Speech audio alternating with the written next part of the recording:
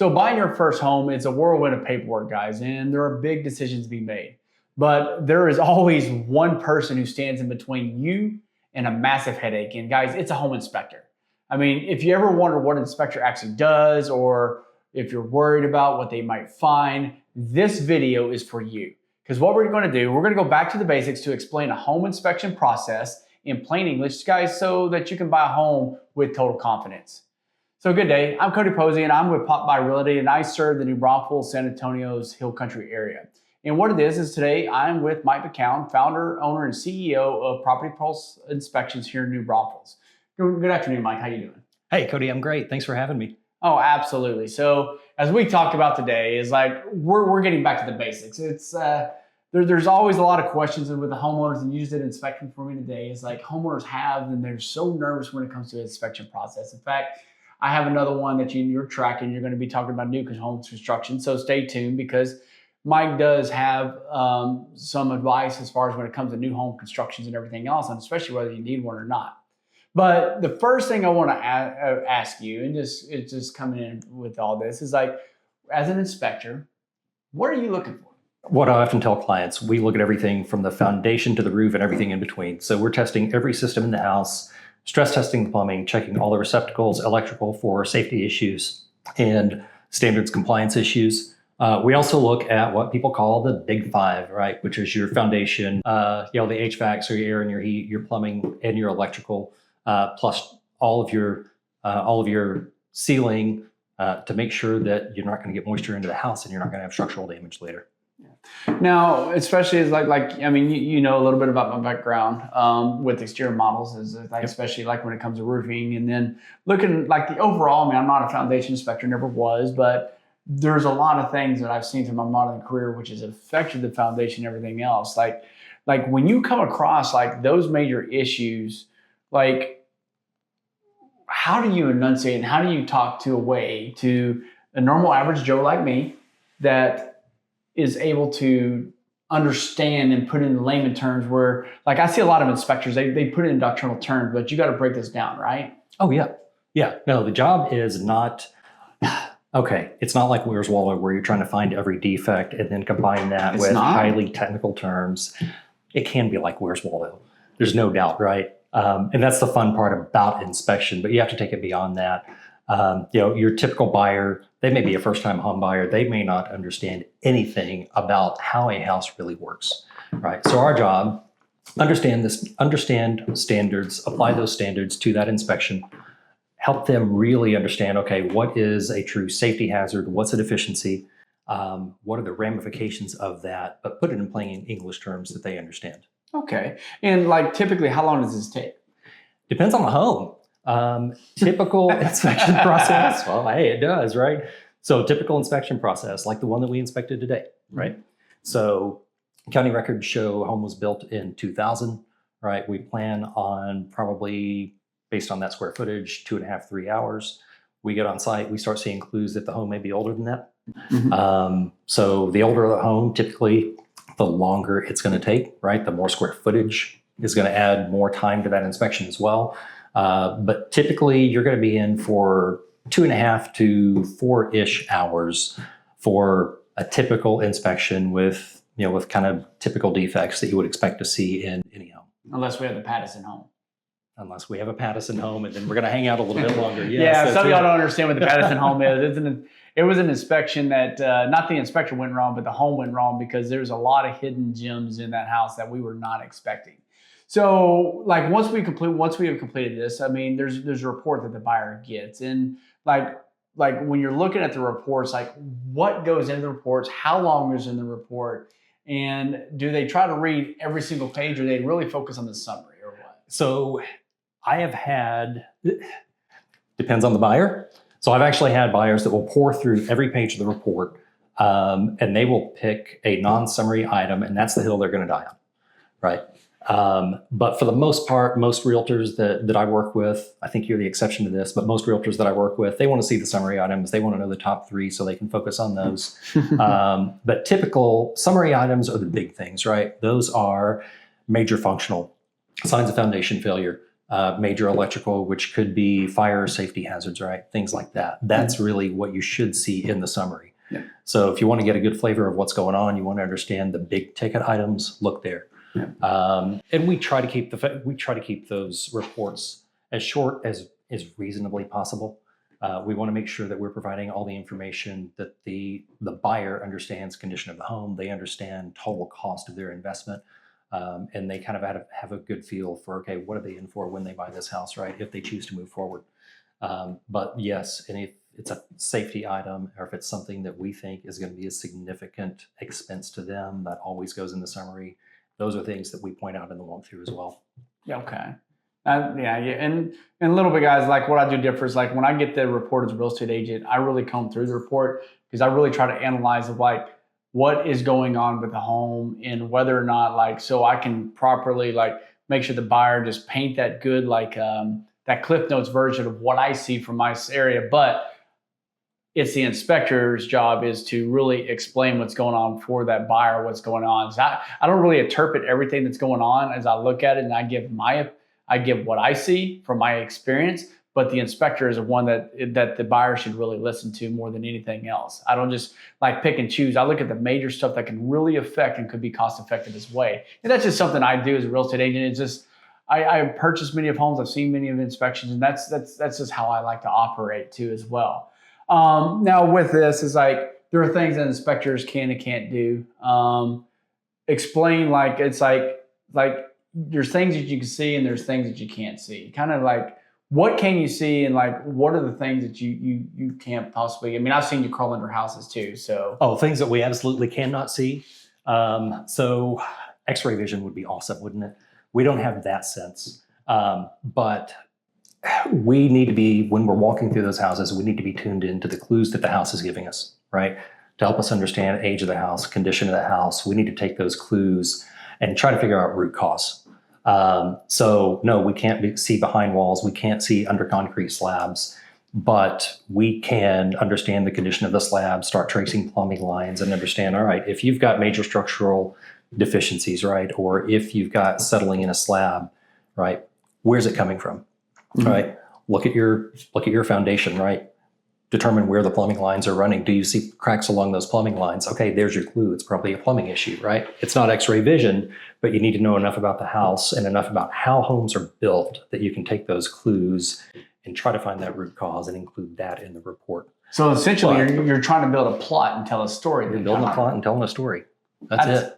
That's definitely a cool way. Yeah. But you can use technology too, right? So we do have IR cameras, right? Most inspectors use those. We've got zip levels. We have sewer scopes for plumbing. So if you're seeing issues that might be related to drainage, you can always recommend doing additional inspections beyond just the basic home inspection. Now, on top of that and everything else, what about appliances and stuff like that? Like dishwashers, the ovens, the range, and like those requirements that are required to go in the home. Yep. And the AC is a big one here in Texas. Oh, it is a big one, right?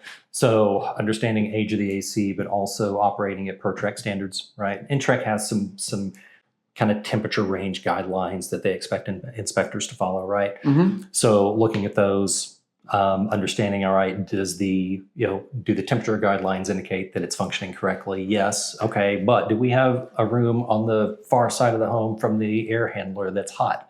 Okay. You may have an airflow issue, right? Note that even though the air conditioner is functioning, it probably still needs to be checked to make sure that the buyer doesn't have issues later. But as an inspector, you don't check that? Oh, yeah. Yeah, I know. Yeah, you have to. But I guess kind of like what do you recommend? Do you recommend like sometimes like further checkups? From an actual expert in that field? Yeah, so the inspector is a generalist, right? And TREC basically says, yes, the inspector is a generalist. It is a visual inspection and an inspection of the home and the appliances using normal controls, right? So if we're doing that, we can take those clues. It's a sensory experience, right? We do everything but lick doorknobs when we're in the home. So you get 4 of the senses, you don't get the 5th. But we do that, and then right, recommending, here's what we see, here's why we think it is an issue, right? And here is the person that can take care of it next, whether it's HVAC, electrical, potentially structural engineer for any kind of structural deficiency issues, pest control, radon, et cetera. Now, we talked about sewer scopes. Now, radon is really not a big thing here in Texas. We don't have the basements. Nope. I think that's typically what you see up in the Northeast in basements, if I'm not mistaken. Yep. But two things that do bring issues, and one of this actually happened with a new construction home community. I'm not going to say who it was. Yep. You know who it is. Yep. And we talked about this. But one mold, two termites. Yep. I mean, one, like, for people to understand is like, and correct me if I'm wrong, like, you're not a mold expert. Correct. All right. So, like, when you determine something might be like, look like it may be mold or have something type of, I'm going to say the fun word, it's the fungi. Yeah. It's our favorite word to say when we're in school. like how does that get written up and what are your recommendations? So the recommendation, right, TREC doesn't allow home inspectors unless they have a specific mold assessor license. Okay. So home inspectors can't actually even use the M word on inspection reports. So we can say potential organic growth or microbial growth. Mm-hmm. You can look at something and from a layman's perspective, understand if it's likely mold or mildew, right? So we can call out potential microbial growth, and we would call out an appropriate remediation contractor to evaluate it, determine the source of the growth, right? And then treat the structure as needed. And same thing for termites, right? So inspectors can do their own termite inspections. Our approach has always been get the expert that can not only do the inspection, but can also perform the appropriate repairs. Mm-hmm. It's still a one-stop shop for the client. So we handle all of the coordination of all those services. We handle all the payment and disbursement. So that's taken care of. We have a termite person who we subcontract with that will take care of a full termite inspection. He's been doing this for 30 years. He catches more than any inspector ever will. It's all valid stuff, right?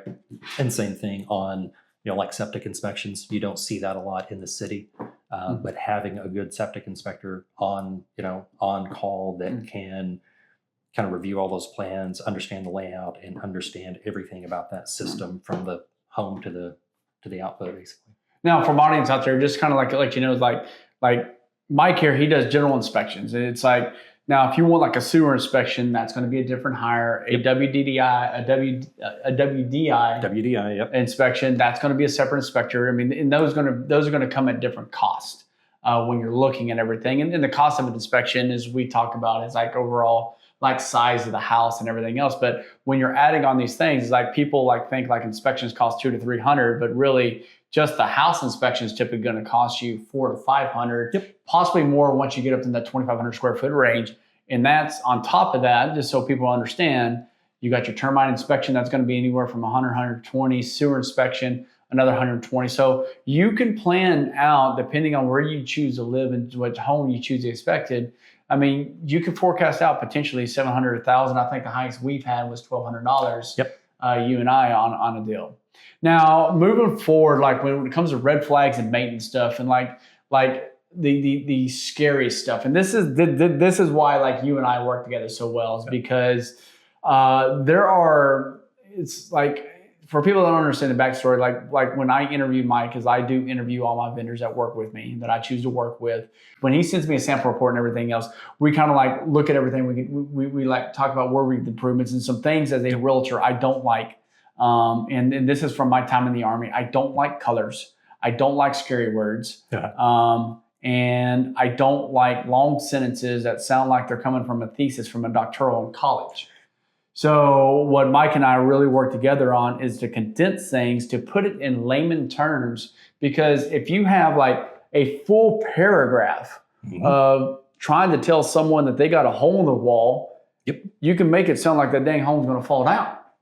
Oh yeah. So, and we talked about this. So it's like, so we really try to condense it in a quick bullet point that's just there, like, okay, yeah, this is going on. This is my recommendation. But my question to you is like, what are the things in your mind that should make the buyer pause? So big stuff. Foundation issues, right? And it's not just small cracks in a wall, right? You've got typical settling cracks that you've got to worry about, right?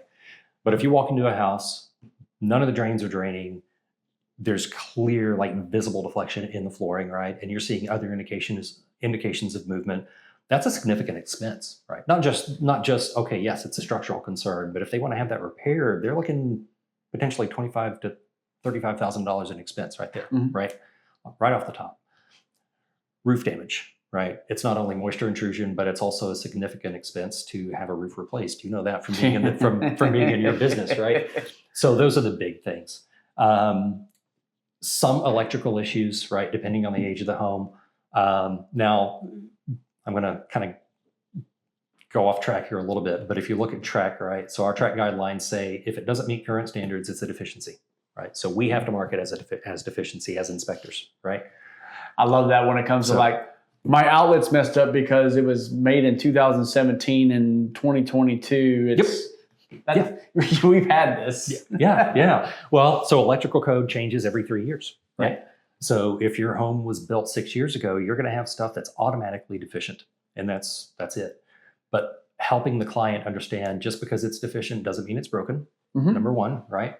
And also putting the report in language that essentially states, okay, this home is an older home, standards change, these items are deficient based on today's standards, here's how you can address it if you choose to do it, right? So stuff like that. And that's kind of normal stuff. You're going to see that unless it's a newly built home in 2025 following current codes, you're going to have those issues. Now, how can real estate help facilitate that on your end? I think part of it is, right, helping the client understand if they have questions, right? And we're always available if the client has follow-up questions, right, to understand what's going on. But helping them understand maintenance item versus significant issue, right? And really kind of helping them walk through that report, understand the inspector's point of view, understand the requirements for that report, right? Where those deficiencies are coming from and what is really broken versus what is really deficient. Gotcha. Now, some of the normal stuff and everything else is like, a house is always going to have issues. Oh, yeah. It's like, what are stuff that like you still have to mark down, but it's not serious? Basically, it's like a paper cut. Oh, that's easy, right? Paint condition, right? Exterior paint doesn't only look pretty, but it also protects the material, right? But that's different for like a VA inspection, which is a completely different inspection, because if they see paint and rotted wood, their appraiser is going to come back and say, fix that too, though. But that's a completely different topic. Yeah, they will, right? Caulking ages over time, right? Caulk joints are going to break. That happens. Dirty air filters, yes, you note them, but you note them as a maintenance item. You don't have to have a licensed HVAC technician to replace an air filter. Yeah. Right. So yes, change the air filter. And stuff like that.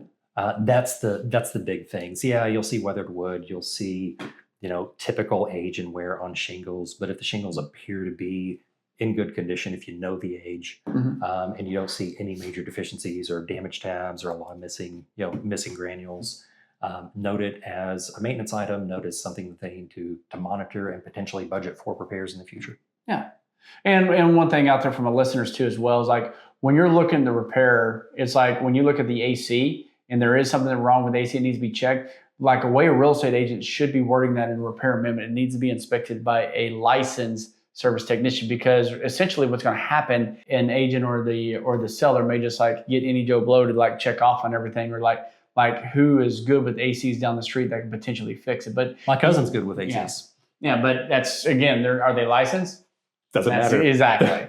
So another thing we'll talk about is also, what about the safety items? What are the most common safety items that you see out there that for a home that may need to be inspected or may need to be updated or may need to be fixed? Biggest safety items we see by far. Structurally, typically it is, my cousin built the deck. The deck is not correct, or the deck is rotting, right? I did an inspection out in Marble Falls, actually it's been 2 months now. So back door is about 10 feet off the ground. All the stairs were starting to rot. The three stringers for the stairs were broken. Someone put a 2x4 and a 4x4 post up to try to keep them in place. Oh my gosh. Right. So structurally, right, you look at stuff like that. The other big safety issue that we often see is electrical, right? So it's either ungrounded electrical systems or GFCI protection that has failed, or, we'll see scorching in panels. We'll see, all kinds of other issues kind of like that. But nice. Now let's talk about the buyer and everything else. I don't know how you feel about it. I know how I feel about it. I'm gonna let you share. Like, do you want the buyer there or not? Oh yeah.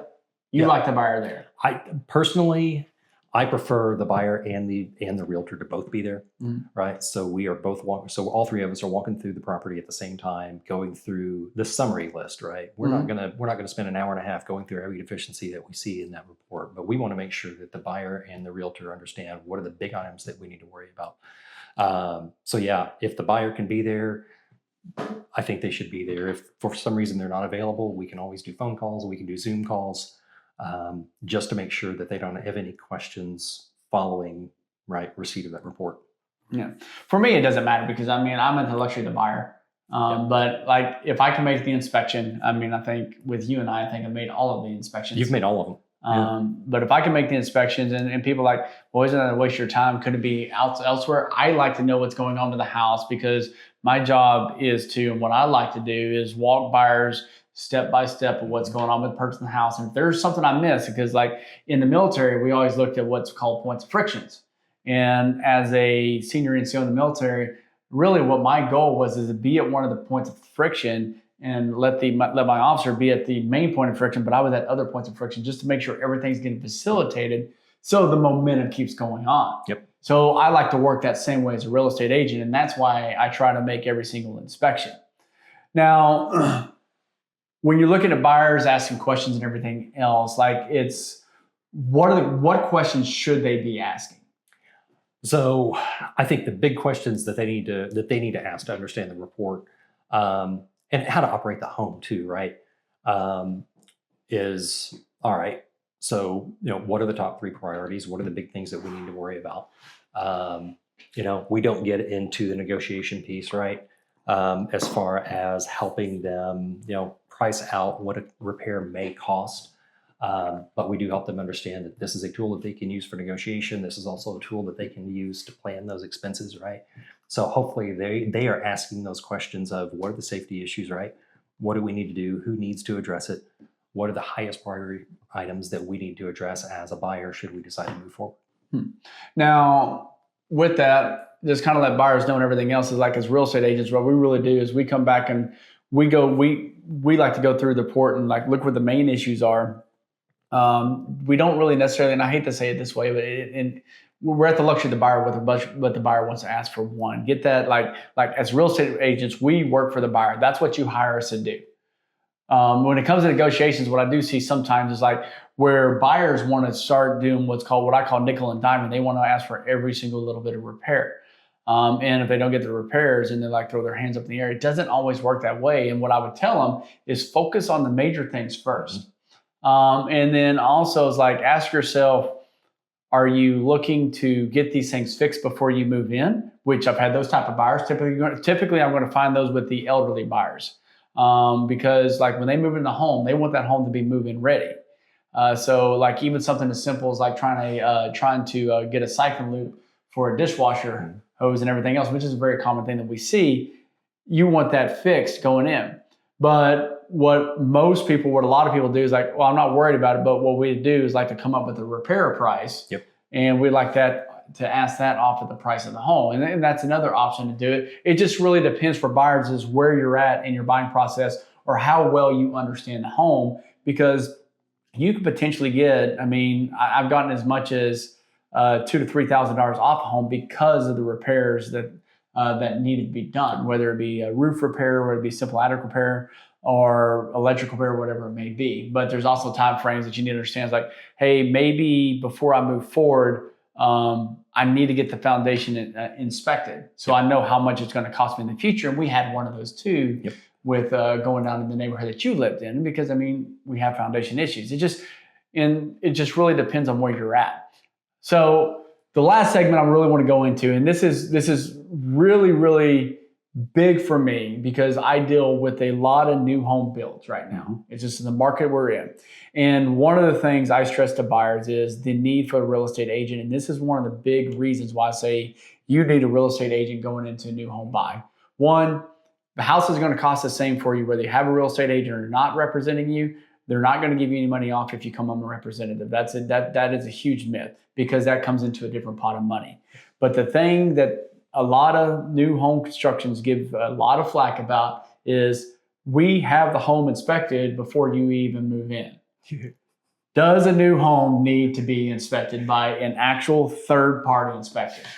So one of the worst answers that I get from a client, right? There's nothing I can do about it, right? Other than recommend they talk to a realtor. But I ask every client that I work with, are you working with a realtor? The worst thing that I can hear when they're going into new construction is no, because they don't know how to negotiate those repairs and they don't know what levers they can press, right? But back to should a new home be inspected? Absolutely. And I'm not just saying that because I'm an inspector, right? But so I've looked at enough new homes, right? And you see varying quality, right? Every new home is going to have problems. But depending on the builder in the community, the level of issues that you see in those homes can vary significantly. I've seen new homes with improper drainage issues in the plumbing, right? So water siphons out of the P-traps and you start getting sewer gas in the house. Ooh. Not a good thing.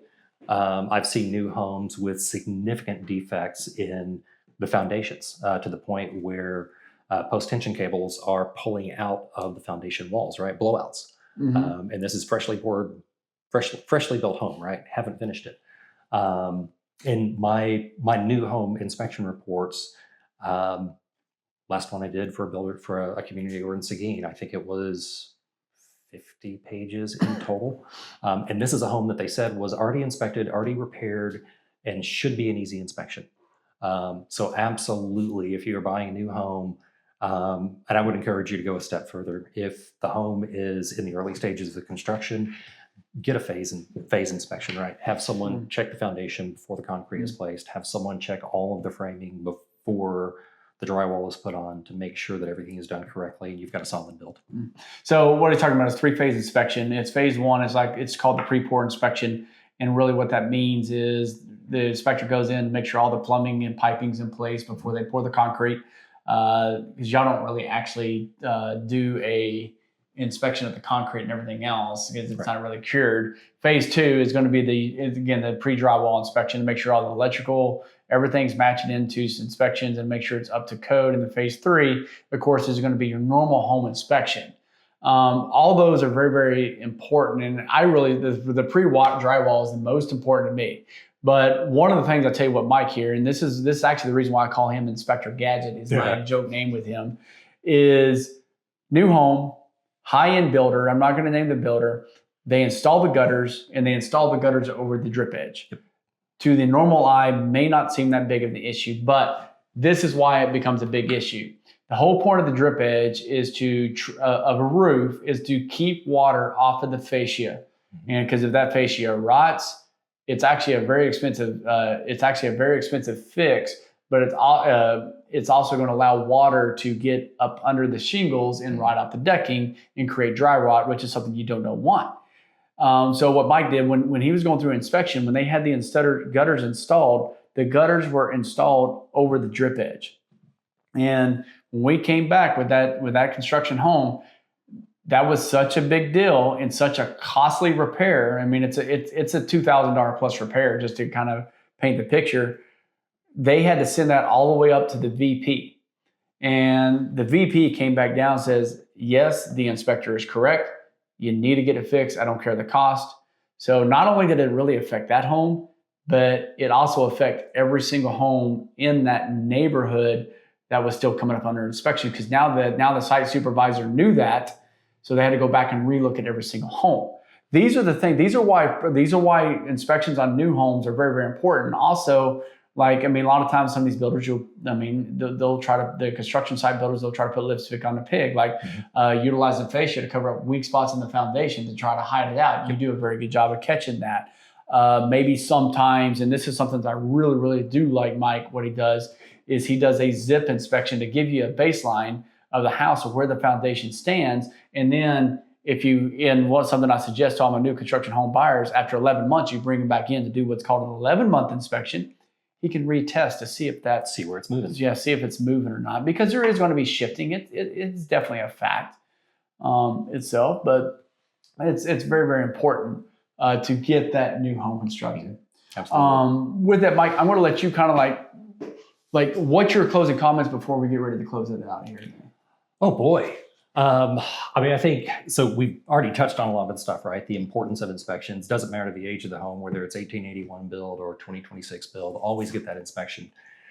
Always select an inspector based on their ability to put that report in layman's terms and help both the realtor and the buyer understand exactly what's going on, and really understand the condition of that home. And it's not just the condition of the home as it sits, right? But we also help them understand what's the total cost of that investment. Yep. Right. And you look at that a lot, Mhm. right? You know, you've commented before, right? Just because you get approved for this doesn't mean you need to go there. But also understanding, all right, here's my purchase price, but here is the other $50,000 worth of things that I need to understand. And that's really where we come in, is help educate the client on that, between, you know, the inspector and the realtor, helping them understand, here are the deficiencies and here are the costs that you need to worry about. So never skip it. All right, Mike. So last question I ask you, and I know we just said the last one was closing, but we're going to one last question, because as we know, no house is even perfect. And when you look at everything, not even the brand new ones. Yep. In one piece of advice, in like a couple of sentences, what is the one thing that you wish that every first time buyer knew before they showed up to a home? So I'm going to go before they show up to the home. Number one, always work with a realtor. They do have your back. They are looking out for your best interest, and they understand the communities. They also understand how to help you get the best deal, right? And understand what levers to turn. And actually, they will help that buyer turn that report into leverage so they can get repairs complete. I think the other thing is understand that inspections are functional, safety, and we're going to make sure that we do everything we can to identify the major defects in the home. It's not a blue tape inspection, right? Mm-hmm. Those are completely different. Those are new home buyer orientation inspections. So they may see stuff in that inspection report, or they may see stuff after they receive the inspection report, like scuffs on the wall or scuffs in the paint, right? Cosmetic things. But we are going to follow TREC standards. And if the inspector is really good, they're going to go beyond TREC standards, like using the zip level, like using the IR camera. But understand what a report is, what a report isn't. And also, that the inspector doesn't have that x-ray vision. But if they know enough about construction, they can take all those clues, put them together, and really help the buyer understand what's going on with that house and what repairs they need to have made. That's good advice. I really appreciate that. And I appreciate you being here. And guys, if you're watching this and you're about to buy the home, guys, don't let the inspection report scare you, because what I will tell you is what that inspection report is, it's information, and information is power. And guys, if you found this checklist very helpful, check the description for a downloadable version, or hit Mike up at propertypulseinspections.com. But guys, most importantly, please make sure that you hit that like and subscribe button for more real estate tidbits, and share this video with someone that has purchased a home or has already purchased it but has not had the inspection.